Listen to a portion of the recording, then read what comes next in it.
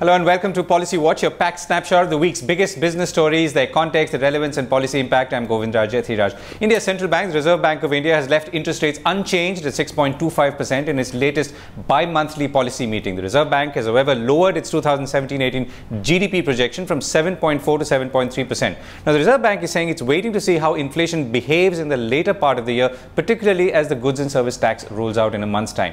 Now, the Reserve Bank of India has incidentally projected inflation at between 2 to 3.5% in the first half of the year and 3.5 to 4.5% in the second half. Now, the question we are asking is, what is the impact of the Reserve Bank's move on the economy as it is today, particularly at a time when the last quarter of 2016-17 saw a slowdown? What will be the Reserve Bank's primary focus going ahead be, and what outcome will that have on interest rates for you and me, inflation and growth? To discuss this, I'm joined by Madan Sabnavis, Chief Economist at Care Ratings, and Sujan Hajra, Chief Economist at Anand Rathi Securities. Thank you both for joining me. Sujan, so I think the most interesting thing which everyone is focused on, so the Reserve Bank has forecast lower inflation and yet not changed its stance on interest rates. Why is that? First and foremost, in the recent past, RBI has changed its stance on monetary policy from accommodative to neutral. So soon after that, RBI goes for a rate cut. It somehow loses credibility if it does it in quick succession. I think that's the biggest factor. Second thing is that RBI also has some lingering doubt about the expected inflation. The fact of the matter is that RBI has gone wrong so far as the inflation projection so far is concerned. Many of us have. But going forward, while RBI has projected now the lower inflation, whether that will actually pan out, how the GST regime will roll out, how the monsoon will play out, all these uncertainties remain. Right. So before I come to Madan, so quick one on GST. So what's your assessment as things stands today? GST impact, downward impact on inflation, upward? My sense is that it's more likely to be downwards than upwards. Okay, which is what the government is also saying. Yes. Okay. Madan, let me come to you. So it seems to hinge around inflation and what the Reserve Bank perceives as inflation numbers ahead. What's your own sense? See, the way I look at it is that the RBI is slightly forward-looking when it comes to monetary policy. So while it does feel that the inflation numbers are going to be very well within that 4% mark which they had targeted, I think what's more important are the possible triggers for higher inflation. So if you look at the policy this time, the sense which I get is that they are concerned more that there could be demand pull inflationary forces rather than on the supply side cost push forces. Because they're saying crude oil prices are down, food prices are down, but now they're talking in terms of wage inflation probably caused by the pay commission, and they're also talking in terms of higher fiscal deficits by both the states and the center on account of loan waivers, which could be possible triggers. So I think in a situation where we don't see much demand for credit, there is surplus funds with the banking system, there's no reason for the RBI to actually lower rates, and they can use this prerogative at the time when it becomes more pressing, like say in the months of October onwards, if the economy really picks up. Right now, banks have already lowered the rates just because under the pressure of surplus liquidity. So I think what the RBI is doing is fairly prudent.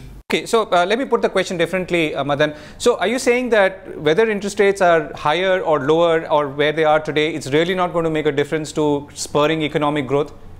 Absolutely, because I think if I look at it that if interest rates come down, corporate profitability will definitely improve because you're going to pay a lower interest cost. But is it going to start spurring investment? The answer is definitely no. We have surplus capacity, we have structures, problems in infrastructure, we have problems in NPAs. So I don't think people are going to borrow money and start investing just because interest rates are low. Right. Okay. Sujan, so to what extent should we see the linkage between lower food prices, which many economists and your colleagues have pointed out is what we should be focusing on, because that seems to be holding now for a while, and therefore we are unlikely to see any impact on inflation, and all of the other inflation impactors are largely benign, including oil prices. Yeah. See, so far as food is concerned, there are two things which are working here. The food prices. One is the end of monopoly for APMC in the wholesale market. So that, in some sense, actually reduces. And you think that is now really played out in a way that is helping? That's playing out, and also if you go by the argument of the finance ministry, that close to 50% of the weightage in CPI, which largely relates to food, the rate has actually come down for a significant part of it. It has come down to 0. So therefore, that should also have, whether it happens in the general price level is a different thing. But so far as the way the CPI is constructed, possibly that will also go down. And as you rightly said, the food inflation the outlook remains benign, though obviously the farmers' agitation and all these things can cause a bit of a spike in the immediate future. But if you look at for a 4 month, 5 month, 6 month perspective. Yeah, I mean, because farmers are agitating, but it's also because of bountiful harvests and lower prices. That's right, which obviously has impacted inflation positively, food inflation. Yeah, true. But see, the point is that so far they are agitating. It relates to more to fruits, vegetables, milk. These are kind of things. There is no agriculture. There is no MSP there.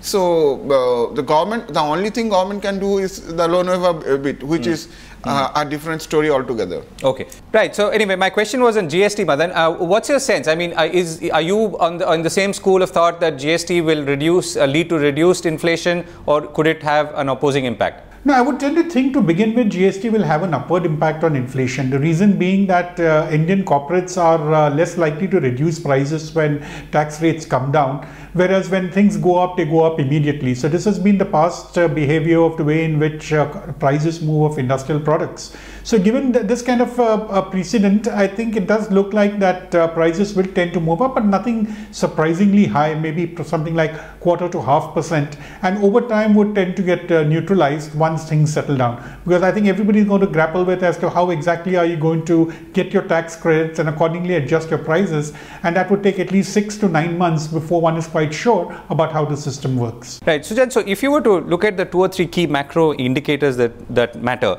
what in your mind are looking stable, benign, and which ones require policy response or intervention? And that includes the GDP number, inflation. See, obviously the GDP number has come pretty soft, particularly if you look at in the quarter basis. Despite the change in base, the IIP number is not something to write home about. So overall economic activity, whether even prior to the demonetization, certainly showed some amount of slack which is building up. Demonetization might have aggravated a bit of it, at least in the short term. So growth remains a major concern. So far as the prices is concerned, I don't think price is going to be a major concern in the next 12 months until unless some Armageddon kind of scenario happens. Third thing, what I think one has to look into is the job creation, because the kind of farmers agitation we are seeing, caste-based reservation demand which we are seeing, clearly telling you educated unemployment and unsustainability of livelihood in agriculture are the major issues. So I think these are the things on which one should be more worried or take action in this area. Right. But then can I put the same question to you? So if the 2 or 3 key macro indicators today, what in your mind are the most important, and what deserves or does not deserve a policy response in coming days? No, in fact, just to add to what Sujan had said, I think employment is of course the most important factor, because what we have seen in the last few years, even though we've gotten growth rates of around 7% plus, definitely jobs are not being created at a commensurate pace. And the other 2 factors I would say is consumption and investment. So investment is down, and we should all accept that it's not going to turn around anytime soon. And all that we can see is that if it starts moving in the upward direction, that would be a big positive for us, because the gross fixed capital formation rate has been coming down over the last 3 to 4 years.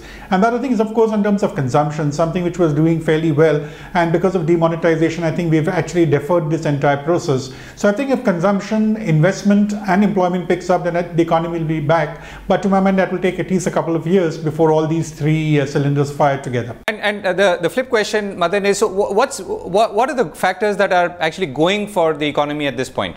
See, at this particular point of time, I'd say what's really going well for the economy, one is of course inflation being down, which says that it actually allows the RBI the freedom to take a decision on when to lower interest rates. The second will be on the external front. I think almost all the external indicators, right from your exchange rate to current account deficit, debt levels, exchange rate, everything seems to be very much in our favor. So at one point of time, we did have a lot of concerns about what would happen on the external account, whether we'll be able to maintain our balance of payments or not. I think that's very, very strong because of all these investment flows coming in. So I think that's something going really much positive, so that we can now concentrate on the domestic economy.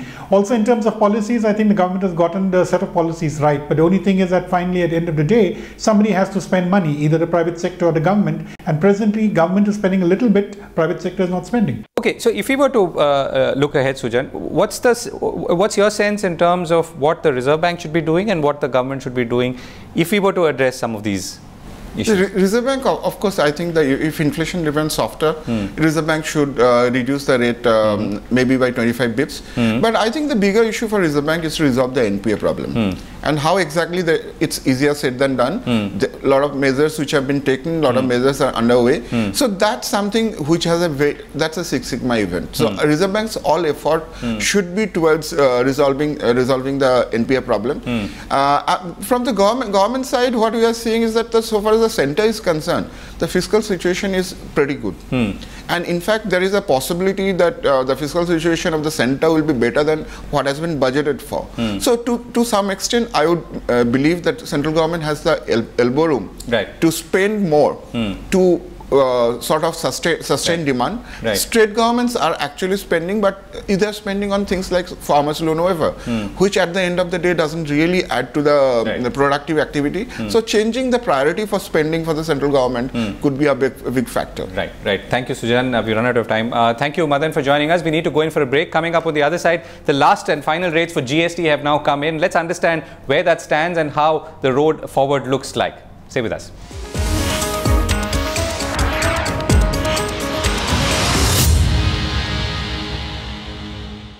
Hello and welcome back to Policy Watch. All the rates under the goods and services tax regime have now been fixed by the GST Council. Some 81% of goods will attract tax equal or lower than 18%. More importantly, the overall tax burden on the average household after the implementation of GST should decline. And the government, as well as many economists, feel the new tax regime will not be leading to higher inflation rather than lower inflation. As the final touches are being put on the GST regime, the question we are asking is, how will this play out on July 1st? What are the final hurdles?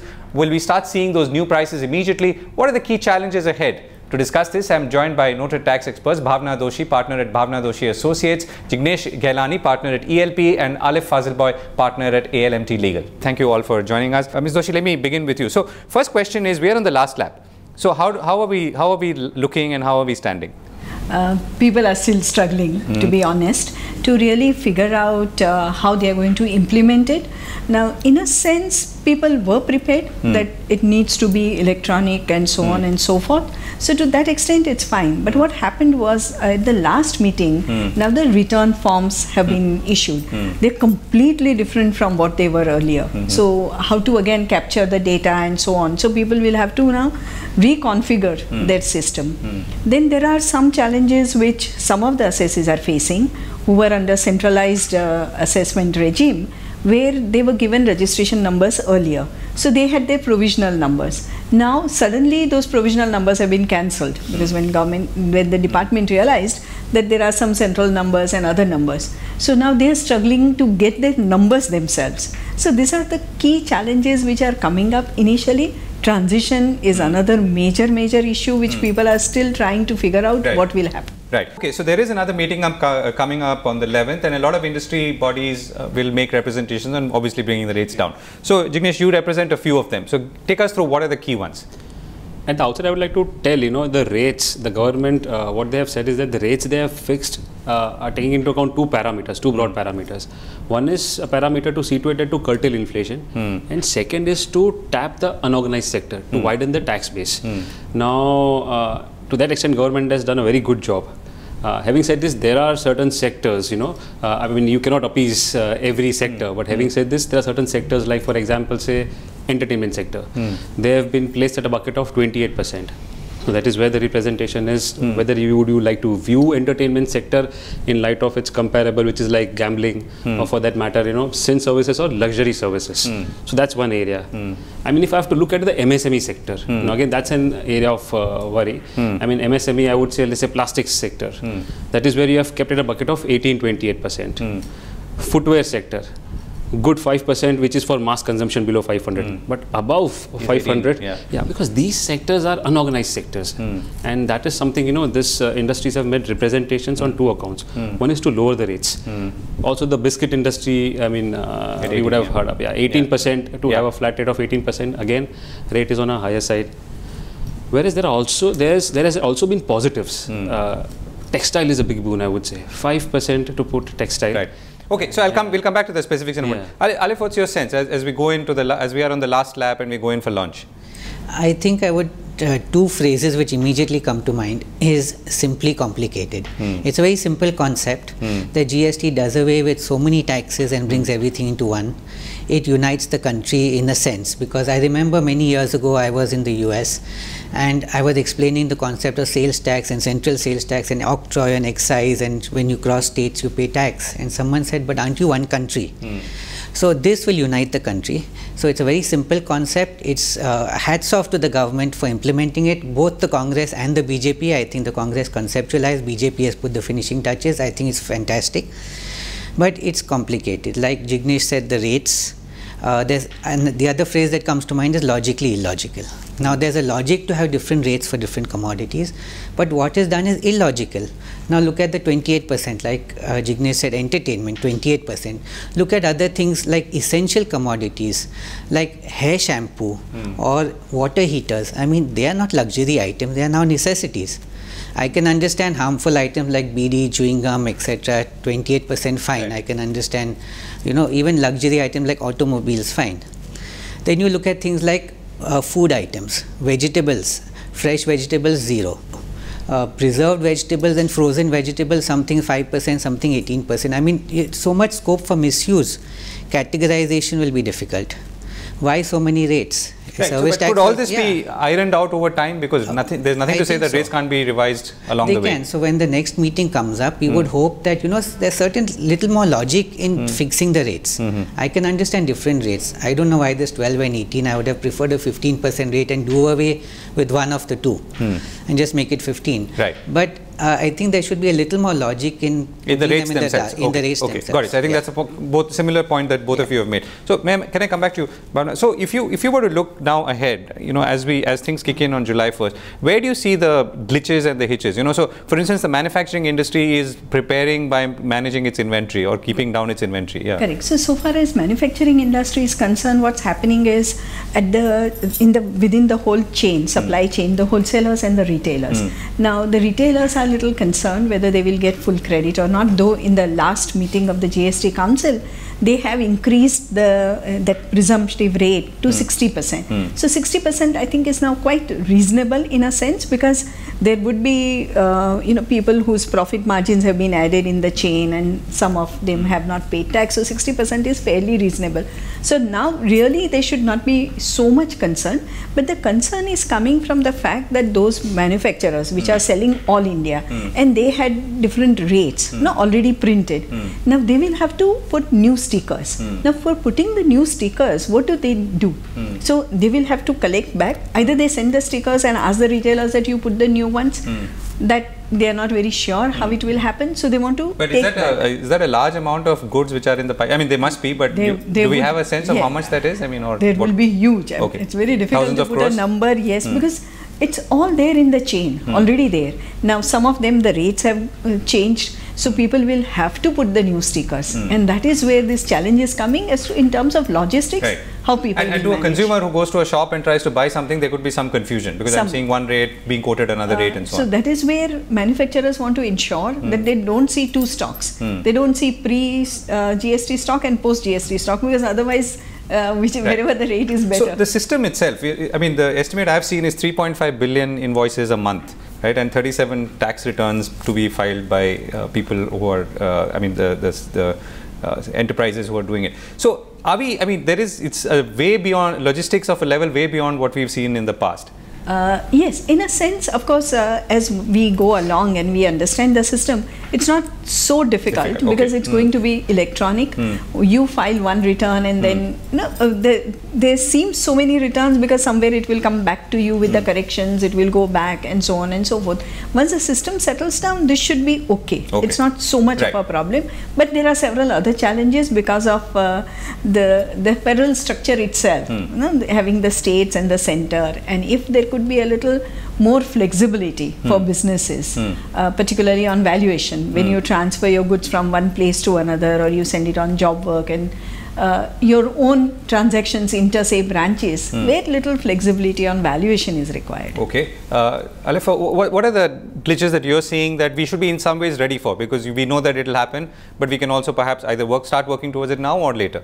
you have to start working towards it now. I agree with Bhavna because this constant chopping and changing things or changing your mind is a feature of our government in everything, which is disconcerting. And so once they say something, people prepare and then they change it. It's not good.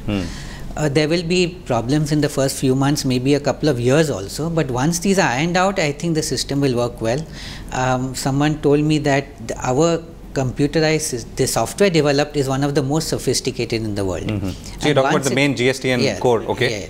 So I think it will work very well in the medium term, but in the short term there are going to be glitches, there are going to be problems, the small trader is going to find a lot of difficulties. But people will live with it, we'll overcome it like we did demonetization. So we'll overcome it. So Jignesh, the glitches that you see and what should we be ready for if we can? 2-3 things are important according to me. See, India has a lot of unorganized sector, which is not very technological savvy. Now, technology plays a very important role. And companies are not ready from a technology standpoint. If you see banking associations, IBA have made representations that banks are not ready for GST implementation as on 1st July and they have sought to defer it, So that's technology, something which will play important role, and more importantly when you look at the downstream, distributors, retailers, wholesalers, so that is going to be a big issue because they have really not woken up. That's point one. Point two is from the perspective that the last minute changes, like to have this returns in place. I mean, you have seen just last week you have those returns, new returns being uploaded, which will mandate even the current software developers to rewrite or put out patches, release those APIs, which then has to culminate into a proper system. So I think that's a big hurdle. That's point one. And point two is, transitional issues, as Bhavna Ben has said, transitional issues, valuation issues, inter-branch issues, cross-charge of services. If there's some clarity on it, then it will become important, from a 1st July onwards. Okay, so let's look at the broader objective, Bhavna Ben. And, we started by saying that this is finally, as, Alif also said, that this is going to unite India, it's going to create a seamless marketplace across the country. What about those benefits? What could those, this is just to recap, what are those benefits going to deliver? Well, there are several benefits. You see, so far as a consumer is concerned, today consumer really doesn't know how much is the tax cost involved. Now he will know exactly how much is the tax cost involved because the invoice will show that. Also now, if you look at it from the manufacturer, trader, service provider's perspective, you had several taxes. Now you have only one tax and of course divided into 2 elements. So that way it's easier. Even from administrator's perspective, it's only one tax. And also the fact that today everything that moves, goods or services, will all be tax paid. So in a sense the chances of evasion are much lesser. It's a self-policing mechanism because if I'm selling to you, you'll insist that I give you an invoice so that you can in turn get credit. No, and also the fact that you see trucks lined up outside, let's say, state borders or the city of Mumbai. So all of that is going to stop. Absolutely. Right. The only one concern which people have is this introduction of new way-bill concept. Earlier we thought that all the forms are gone, now C form, F form, nothing required. We won't have this check posts and so on and so forth. But the challenge which is now coming up is this way bill. So electronic way bill, which a person who's sending out goods will have to generate, the transporter will have to okay it, and the recipient will have to okay it. So these are the type of things which are really bothering people as to how they're going to ever implement it. And if suddenly, say on 3rd or 4th July, the goods are moving and the consignment is stopped, that where's the way bill? Now way bill system probably people are not ready with. So what people are really looking at is that can government be little easy initial period? So at least first 3 months, let them be easy. If there are some such problems, help people to comply rather than harass them and seize the consignment, not allow it to go on. Okay, so we've run out of time. So if I were to sum up, we say, okay, most things were on track. The benefits are clearly there. We wished we had more ease, sort of consistent rates across the system, which we don't right now, but we might have. And importantly, on the day it happens, don't go after people because or in the few weeks that follow. That's all we have time for. Thank you so much for joining me. That's all we have time for on Policy Watch this week. We'll be back next week, same time. Thanks for watching.